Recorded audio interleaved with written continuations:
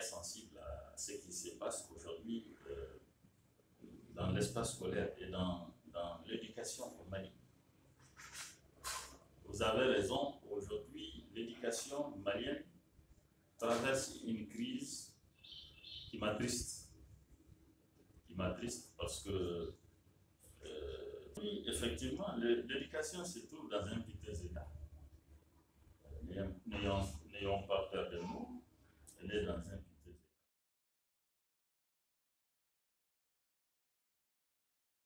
Pour moi, la mère des solutions, je dis bien des solutions, consiste à faire de l'éducation nationale un enjeu de souveraineté nationale. C'est-à-dire qu'il faut donner à l'éducation toute la place qu'elle doit avoir, n'est-ce pas, dans le devenir, l'avenir du Mali. Il faut en faire un enjeu de souveraineté nationale.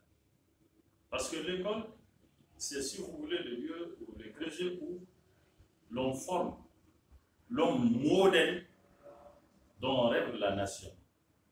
C'est à l'école seulement qu'on peut le former. On ne peut pas le former, on ne saurait le former de façon informelle. C'est vrai, dans nos sociétés traditionnelles, il n'y avait pas d'école formelle. On formait de bons gens. Mais aujourd'hui, dans l'environnement dans lequel on est, dans la globalisation, on ne peut pas, on ne saurait, n'est-ce pas, atteindre les objectifs de formation. De formation de l'homme modèle, du citoyen modèle, n'est-ce pas, dont nous rêvons, si ce n'est pas l'école. Alors, donc l'école, moi je pense qu'il faut que ça devienne un enjeu de souveraineté nationale, je le répète encore.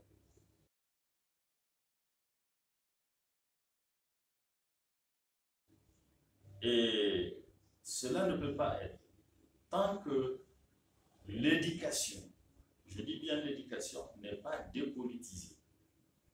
Il faut sortir l'école des griffes des politiques et des partis politiques. N'est-ce pas? Et cela doit commencer par la nomination des cadres qui ont à charge d'encadrer l'école, d'encadrer l'éducation. Donc, pour moi, l'une des solutions majeures, c'est désormais que les postes, n'est-ce pas, à l'éducation ne soient plus l'apanage d'hommes politiques ou de partis politiques. Du ministre jusqu'à l'enseignant, jusqu'au directeur d'école, il faudrait que ces gens-là soient nommés en dehors de toute considération politique et qu'ils ne soient pas nommés parce que c'est la volonté d'un parti politique ou c'est la volonté d'un homme politique et qu'ils soient eux-mêmes apolitiques.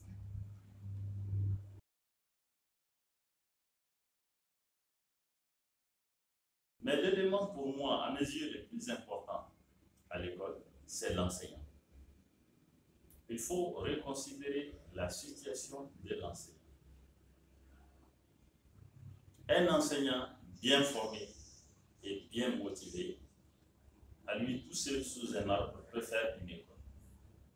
Lorsqu'il est bien formé, il a les moyens de créer tout ce dont il a besoin.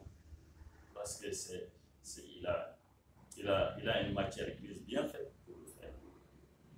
Et la motivation va lui aider s'il est bien motivé. Il faut mettre l'enseignant hors du besoin, n'est-ce pas? Il faut que l'enseignant ne se préoccupe plus que seulement de l'école, que seulement de l'école, que seulement de l'éducation, qu'il n'ait plus le temps de pleurer sa pauvreté ou sa misère.